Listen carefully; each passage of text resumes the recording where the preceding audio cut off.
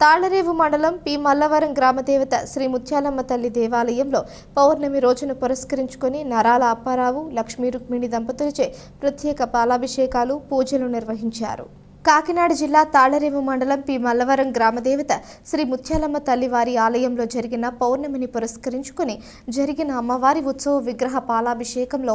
అప్పారావు లక్ష్మీ రుక్మిణి కుటుంబ సభ్యులు పితాని వీరబాబు శెట్టి దొరబాబు ఇతర కుటుంబ సభ్యులు దేవాలయం నిర్వాహకులు విళ్ళ సత్యనారాయణ స్థానిక పెద్దలు ఉంగరాల బూరిబాబు ధూళిపూడి గొల్లబాబు అంతేకాశీ పరిసర ప్రాంతాల భక్తులు దున్నా సింహాద్రిమ తదితర భక్తులు అధిక సంఖ్యలో పాల్గొన్నారు.